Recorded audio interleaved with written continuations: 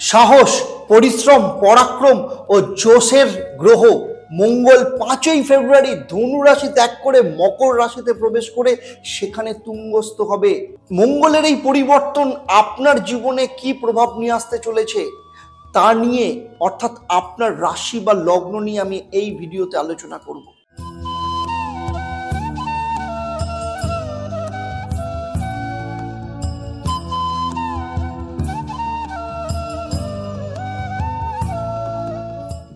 নমস্কার, আমি অ্যাস্ট্রো আচার্য দেবদত্ত।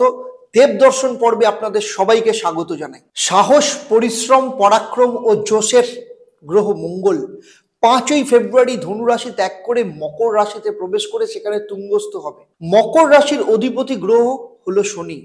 শনিদেব হলেন ধৈর্যের দেবতা, অর্থাৎ 5ই ফেব্রুয়ারি থেকে ধৈর্য এবং জোশ একসাথে মিলে কাজ করবে।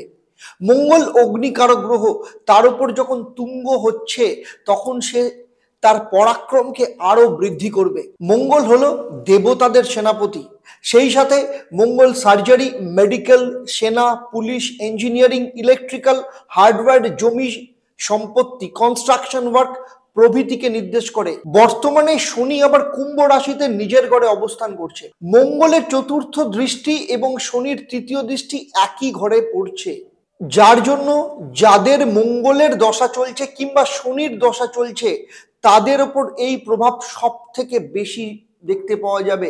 অন্যদিকে প্রতিটি রাশির মতো মকর রাশিতেও 3টে নক্ষত্র অবস্থান করছে। উত্তরাষাঢ়া অর্থাৎ রবির নক্ষত্র, শ্রবণা অর্থাৎ চন্দ্রের নক্ষত্র, ধনিষ্ঠা অর্থাৎ মঙ্গলের নিজের নক্ষত্র। রবি এবং চন্দ্র দুজনেই মঙ্গলের মিত্র গ্রহ। এই 3 নক্ষত্রে যাদের জন্ম তাদের ক্ষেত্রে খুব ভালো ফল আসতে চলেছে। আজ দেবদর্শন পর্বে এর সাথে আমি আলোচনা করব আপনার রাশি বা লগ্নের উপর কি প্রভাব পড়তে চলেছে। সেই সাথে প্রতি ভিডিওর মতো এই ভিডিওর শেষেও থাকবে একটা প্রশ্ন। যারা সঠিক উত্তর দেবেন তাদের জন্য থাকবে একটা সারপ্রাইজ, যা আমি এই ভিডিওর শেষে জানাবো। মকর রাশি বা লগ্নের জাতক জাতিকাদের বলছি, আপনাদেরই রাশি বা লগ্নে মঙ্গল তুঙ্গস্থ হয়েছে এবং রোচক নামক রাজযোগ তৈরি করেছে। আমি শুরুতেই বলেছি যে মঙ্গল সম্বন্ধীয় যা যা কাজ, সমস্ত কাজ বৃদ্ধি হবে।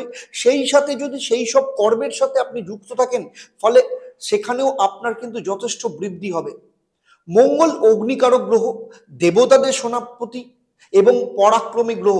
ফলে মঙ্গল যখন আপনার রাশি বা লগ্নে অবস্থান করে তুঙ্গস্থ হয়েছে, তার মানে আপনার মধ্যে জীবনী শক্তি, তেজ, চিন্তা শক্তি, বৈচিত্র্য, ব্যক্তিত্ব, সফলতা, মান, সম্মান, যশ সমস্ত কিছুকেই বৃদ্ধি করবে। আপনার মধ্যে ভরপুর কনফিডেন্স নিয়ে আসবে যে কোনো সিচুয়েশনে, যে কোনো পরিস্থিতিকে হ্যান্ডেল করা এবং সেখানে এগিয়ে যাওয়ার মানসিকতা তৈরি করবে। আপনার শরীর স্বাস্থ্যের দিক থেকে যথেষ্ট ভালো যাবে। আপনার মধ্যে অলসতা থাকলেও সেটাকে কিন্তু কাটিয়ে দেবে। মঙ্গলের চতুর্থ দৃষ্টি মেষ রাশির নিজের ঘর অর্থাৎ আপনার চতুর্থ স্থানের উপর পড়েছে।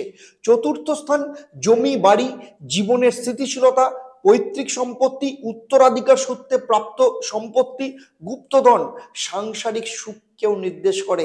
সেই সাথে সেখানে বৃহস্পতি অবস্থান করছে। ফলে আপনার ক্ষেত্রে এই সব দিক থেকে আপনি যথেষ্ট লাভবান হবেন, সাংসারিক উন্নতি হবে এবং পারিবারিক স্থিতি এবং আপনার জীবনের স্থিতিশীলতা বৃদ্ধি পাবে। সেই সাথে শনির তৃতীয় দৃষ্টিও আপনার চতুর্থ ভাবের ওপর পড়েছে। যদিও আপনার শনির 7.5-এর শেষ অর্থাৎ তৃতীয় চরণ চলছে, তবুও আপনার গৃহের পরিবর্তন, যারা বই লিখছে তাদের লেখার ক্ষেত্রে দ্রুততা বৃদ্ধি পাবে। এছাড়া আপনার মধ্যে ধর্মীয় কোনো স্থানে ভ্রমণ করা যোগ দেখতে পাওয়া যাচ্ছে। মঙ্গলের সপ্তম দৃষ্টি আপনার সপ্তম স্থান অর্থাৎ কর্কট রাশির ওপর পড়েছে। অবিবাহিতদের ক্ষেত্রে মায়ের পরিবারের দিক থেকে কোনো বিয়ের সম্বন্ধ আসতে পারে। এমন কোথাও বিয়ের সম্বন্ধ বা যোগ হতে পারে যেখানে বাড়ির কাছাকাছি কোনো নদী বা জলাশয় এবং রাস্তার কোনো বাঁক বা টার্নিং পয়েন্ট সেই বাড়ির কাছাকাছি রয়েছে। বিবাহিত জীবনের ক্ষেত্রে বলবো, মঙ্গল যেহেতু আগ্রাসন নিয়ে আসে, তাই নিজের ব্যবহারের দিকে কন্ট্রোল রাখা ভীষণ দরকার। আপনার স্বামী বা স্ত্রীকে ডমিনেট করা বা কন্ট্রোল করা থেকে আপনাকে বিরত রাখতে হবে নিজেকে, না হলে দুজনের মধ্যে অশান্তি হওয়ার সম্ভাবনা রয়েছে। তেমনি একই কথা যারা পার্টনারশিপ ব্যবসা করেন তাদের ক্ষেত্রেও প্রযোজ্য। ফলে আপনার স্বামী বা স্ত্রী কিংবা পার্টনারকে ভ্যালু দিতে হবে, তাকে যথাযোগ্য সম্মান দিতে হবে, তবেই আপনার জীবন বা আপনার ব্যবসার ক্ষেত্রে আপনি সুবিধা লাভ করতে পারবেন। সেই সাথে মঙ্গল আপনার একাদশপতি অর্থাৎ বৃশ্চিক রাশির অধিপতি হয়ে তুঙ্গস্থ অবস্থায় অবস্থান করছে। ফলে আপনার জীবনে যা কিছু আপনার সফলতা কাম্য ছিল সমস্ত কিছুই আপনি পাবেন। যাদের চাকরি নেই বা যারা চাকরির চেষ্টা করছেন তাদের ক্ষেত্রে চাকরি প্রাপ্তির যোগ নিয়ে আসবে। আপনার বহুদিনের কোনো ইচ্ছে বা প্রাপ্তি পূরণ হবে, সেই সাথে আপনার আয় এবং ব্যবসার ক্ষেত্রেও কিন্তু লাভ নিয়ে আসতে পারে। এরপরে চলে আসবো পরবর্তী রাশি অর্থাৎ কুম্ভ রাশি। কুম্ভ রাশি বা লগ্ন সাপেক্ষে মঙ্গল আপনার দ্বাদশ স্থান অর্থাৎ মকর রাশিতে তুঙ্গস্থ হয়েছে। দ্বাদশ স্থানে মঙ্গল আপনার মধ্যে এনার্জি এবং কনফিডেন্স বাড়িয়ে দেবে। যেহেতু শনির ৭.৭ আপনার দ্বিতীয় চরণ চলছে, তাই অহেতুক বিষয়ের ওপর আপনার এনার্জি বা কনফিডেন্স কে আপনি খরচা করবেন না, তাতে আপনার লাভের বদলে লস হবে। সেই সাথে অকারণে এমন কোনো কাজ আপনি করবেন না যার দ্বারা পরবর্তী ক্ষেত্রে আপনাকে প্রচুর ক্ষতির সম্মুখীন হতে হয়। তাই যে কোনো কাজ করার আগে বারবার চিন্তা করে তারপর পদক্ষেপ নেবেন, কারণ দ্বাদশ স্থানে মঙ্গল আপনাকে অহেতুক ক্ষতি এমনকি ঋণের সম্মুখীন করতে পারে।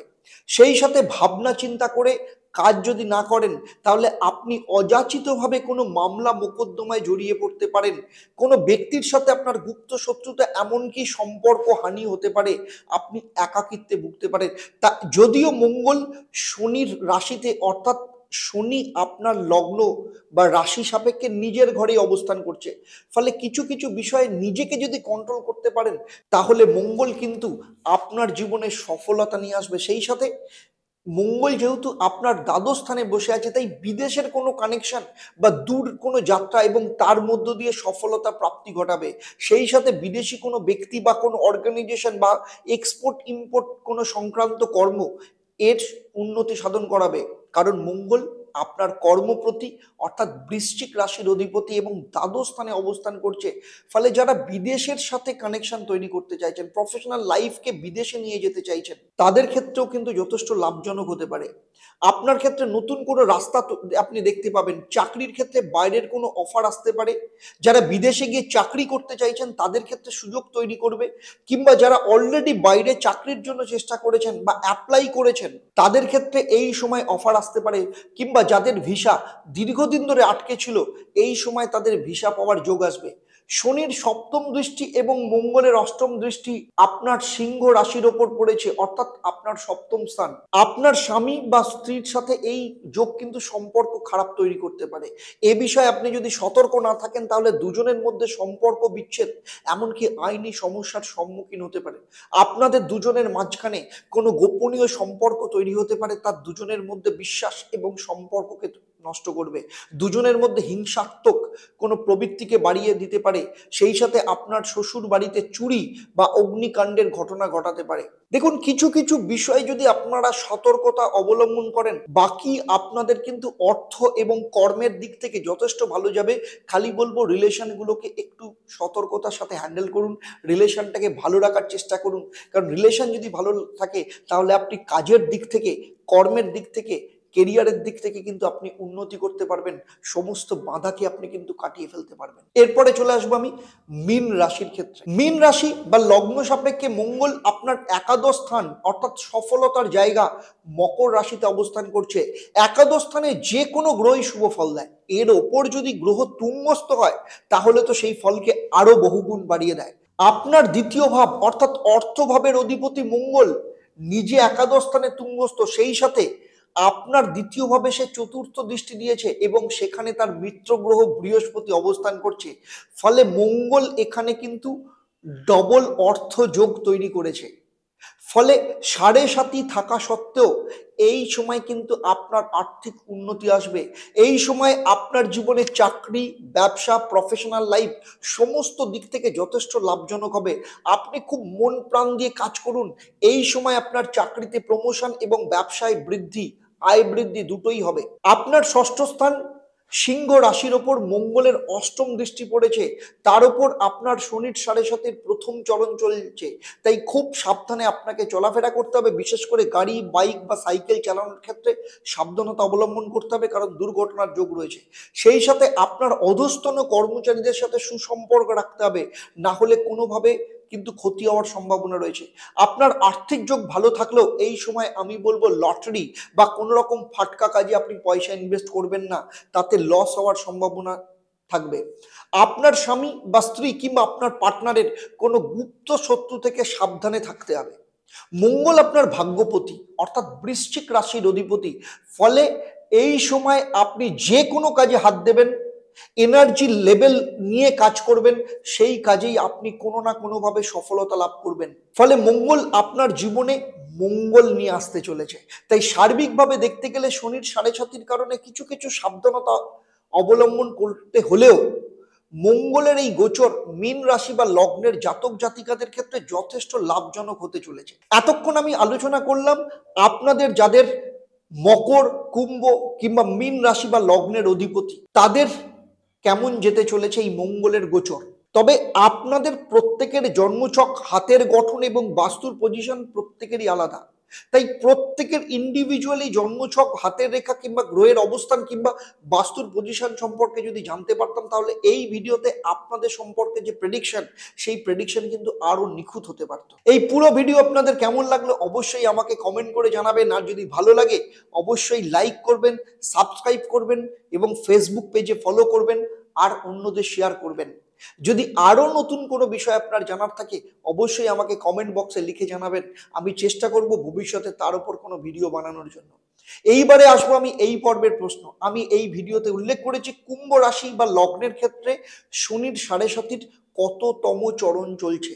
যারা সঠিক উত্তর দেবেন তাদের মধ্য থেকে লাকি ড্রয়ের মাধ্যমে আমি 3জন সঠিক উত্তরদাতাকে বেছে নিয়ে প্রতিবারের মতো আপনাদের কিংবা আপনাদের পরিবারের কোনো একজন সদস্যের জন্মছক ও তার সমস্যা নিয়ে পরামর্শ দেব। আমার এই পরিষেবা আপনাদের জন্য সম্পূর্ণ বিনামূল্যে থাকবে। আজকের মতো বিদায় নিচ্ছি, আবার আপনাদের সাথে দেখা হবে পরবর্তী কোনো ভিডিওতে আপনাদেরই এইরকমই কোনো সমস্যার সমাধান নিয়ে। আপনারা আপনাদের পরিবারের সমস্ত সদস্যদের নিয়ে ভালো থাকুন, শান্তিতে থাকুন, আনন্দে থাকুন, সুস্থ থাকুন এবং নিয়মিত দেখতে থাকুন দেবদর্শন। নমস্কার।